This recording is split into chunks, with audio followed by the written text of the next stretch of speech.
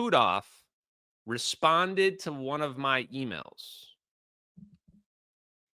The GOAT, chat. The GOAT himself responded to one of my emails.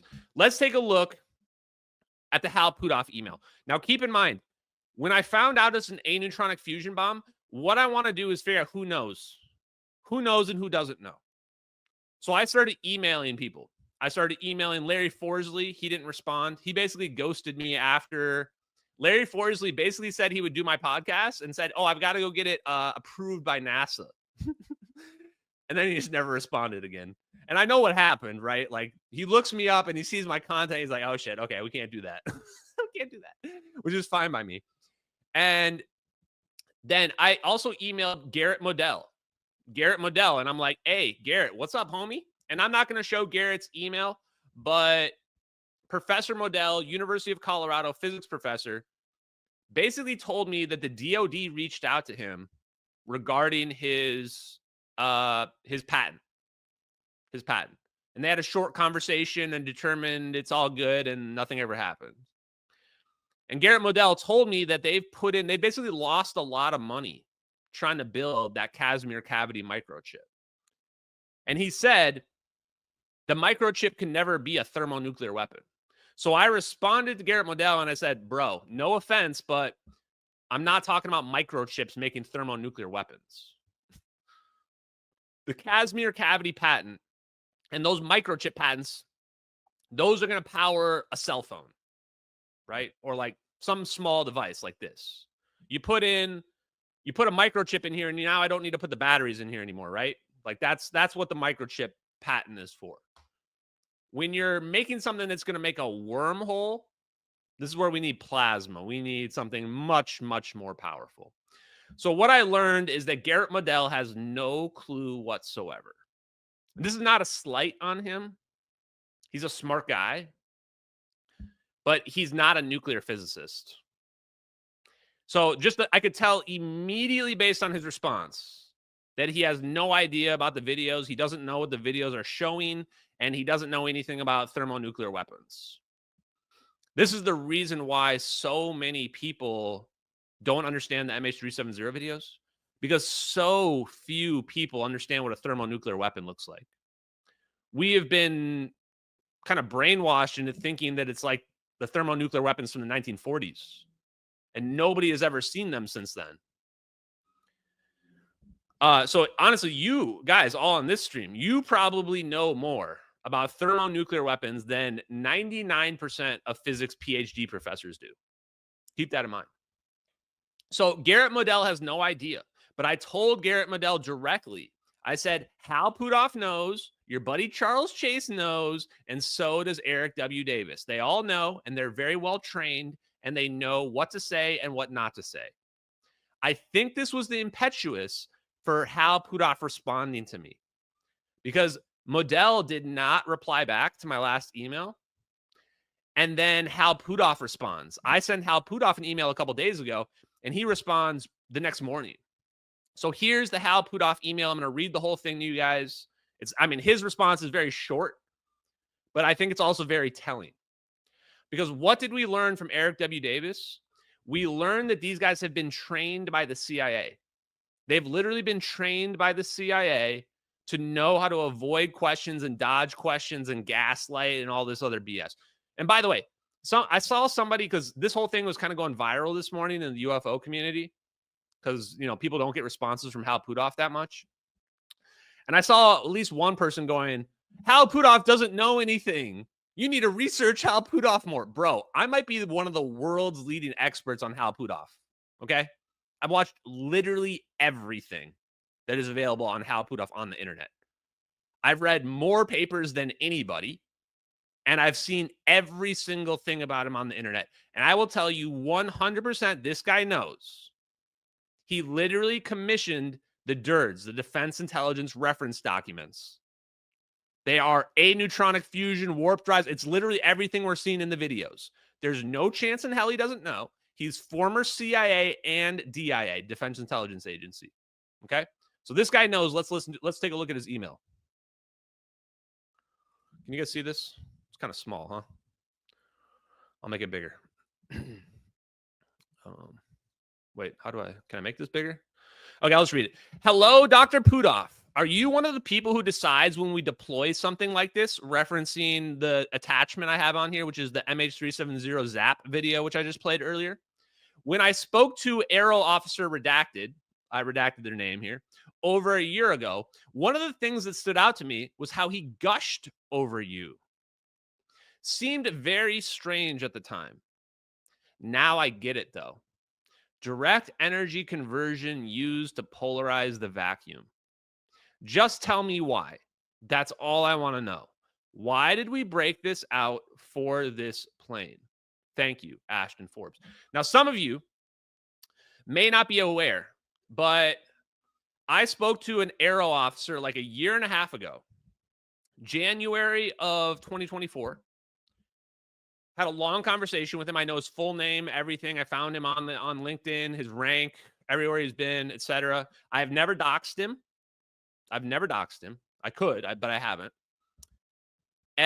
But one of the weird things that stuck out to me was that when I was explaining the science and the physics to the Aero person, and how I suspected even back then that this was our technology, when I brought up Hal Puthoff, the Aero person said, like, oh yeah, he's a legend, right? Like, he was gushing over him.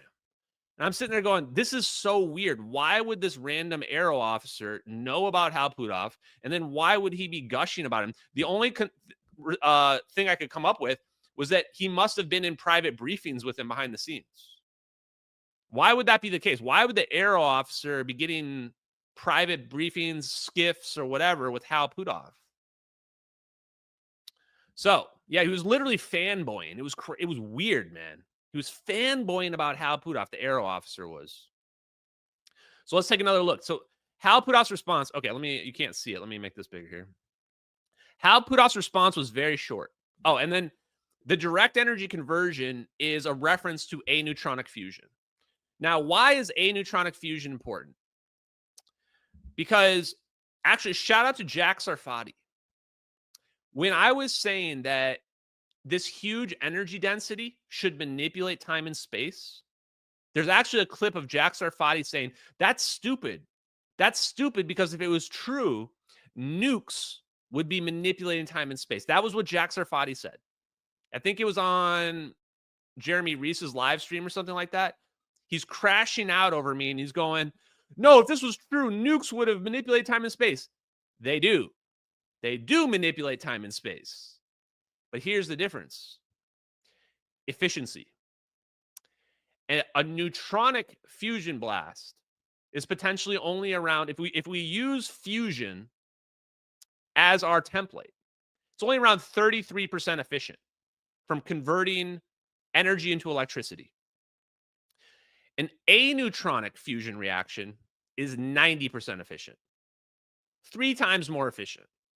So if your purpose is to use electricity to manipulate the 0-point energy, which is electromagnetic, then an aneutronic fusion reaction is what you want to do. That's what you want. Because that's going to produce more electricity, which is what's needed. So now you want a big boom, but you want that boom to not be hot. You want that boom to be electricity. So let's see what Hal Puthoff says in response. Direct energy conversion to polarize the vacuum, ? I wish I knew how to do that. No idea why Redacted had that to say. Hal. Hold up.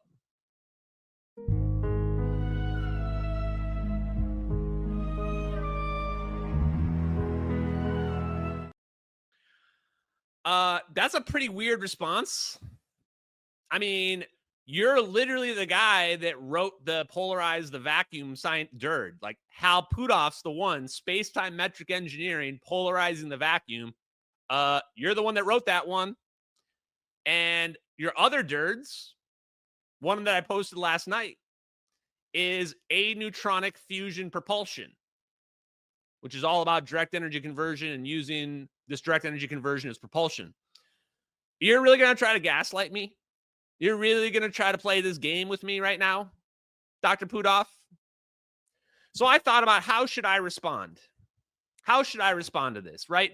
I could have just, I could have played my own CIA game and been like, "Ooh, I'm a, I'm just a student learning. Can you please teach me or some crap?" Right? A lot of people were trying to like, they were coming at me saying, "You lost your opportunity because you didn't, play smart or play dumb and like try to get him to say some more stuff." Guys, Hal Puthoff knows who I am, chat. Hal Puthoff knows who I am. Okay, he's not an idiot. If I try to play coy and stupid with this guy, he's going to play coy and stupid back. In fact, I don't need him to say anything. I already know he knows. I already know he knows. And I'm not going to get it. I'm not going to get a confession out of him by like playing dumb. This isn't a Disney movie, chat. Everybody thinks it's like we live in a Disneyland world where like, oh, you could just catch him in a trap and accidentally get him to admit it. No, dude. This guy's a CIA agent. He's trained. There's zero chance he's ever going to reveal the truth. I just want to shoot I want to shoot a shot across the bow and let him know I know. And so this is what I said. Ready?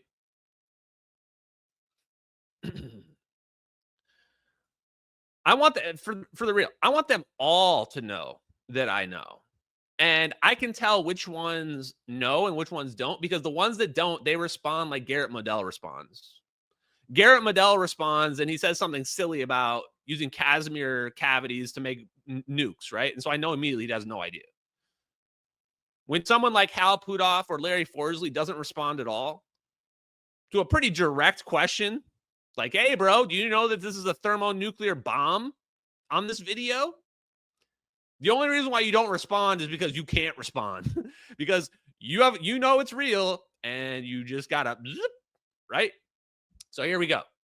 Actually, I'm just going to show it like this and I'm going to read it off for you guys. Dr. Puthoff, I respect you, but please don't play games with me. I've read most of the DIRDs, Winterberg's Physical Principles of Thermonuclear Explosives, and I've watched every single interview of you online. I know you know those videos are real because otherwise you and the crew would have been reaching out to me to understand them. Kind of like what you did with Unitel. Boom. I just dropped a Unitel bomb on him, chat. Oh, I know about Unitel, Dr. Puthoff. I know all about it. I know how you went and talked to those guys. Those guys died destitute. I can't figure out how Larry Maurer figured out macroscopic quantum tunneling so accurately. This is me just telling him I know he knows. And I know that Larry Maurer and them, if they didn't figure it out, like they were really, really, really close. And that's the reason why Hal and Eric Davis and who else? Robert Forward. Like, why were all these people talking to Larry Maurer and Mike, whatever his name is? It's because they were like, they had it figured out, right? So there's something still missing there. This is me doing the full dokes on them. I know you know some shit. Whoops. And then I say, I don't really care if you or the Air Force or the CIA and or Lockheed Martin are hiding this technology anymore. I really don't. I don't care if it comes from aliens, ancient civilizations, sentient AI like Salvatore Pais is implying. And I don't even care about disclosure anymore. This is true, Chad. I'm not lying here. This is me actually just spitting facts. This world is full of idiots who don't deserve it. It's probably right to keep it hidden, just like you all determined in your meeting. This is my reference to the Hal Puthoff meeting where they all met together and they said, they determined, they put some numbers on a page, a bunch of old white guys, a bunch of old white boomers. We're like, yep, turns out the numbers ended up negative, so no disclosure for anybody. This actually happened. Hal Puthoff talks about it all the time. Talked about it on Joe Rogan. Humanity will destroy itself 100%. I just want to know why we broke out an aneutronic thermonuclear weapon on MH370. That's it. Then I'll go away. By the way, this is not a bluff. I'm being 100% honest. You tell me why we use that nuke on that plane, and I'll disappear. I'm good. I'm done. That's all I've ever wanted. All I've ever wanted is the truth about MH370. And here's the thing. Just tell me hypothetically, right? Just say, be like, we used it because the scientists on board had a microchip in Minecraft, right? They had a special microchip in Minecraft, and that's the reason why we had to use the thing on the plane. I don't need to know the whole full details of why when Obama said, yes, we're going to go do this or whatever. Just give me the broad strokes at the highest level, and then I'll be happy. The same way where Edward Lin, just tell me how those videos got on the internet. Did China hack you? Did you give them to somebody else and they put them on the internet? Did you think that it was aliens in the videos and therefore you felt like leaking it? Just give me the hypothetical, right? If you don't want to incriminate yourself from the legal perspective. That's all I want to know. Then I say, if I don't get the answer, then I've got to continue to press everyone in the know while dismantling this clown show UFO community. Hashtag keep the aliens safe, chat. Hashtag keep the aliens safe.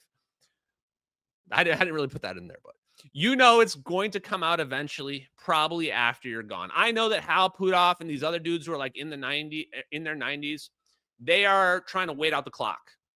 They're trying to wait out the clock because they know they're going to die eventually. And then there's not going to be liability for the fact they've been literally hiding like fusion technology from us for decades. That doesn't mean, though, that there won't be consequences for the people that hid it, their legacy, their nest egg, and their family name. Please do the right thing. I'm not asking a lot. Thank you, Ashton Forbes.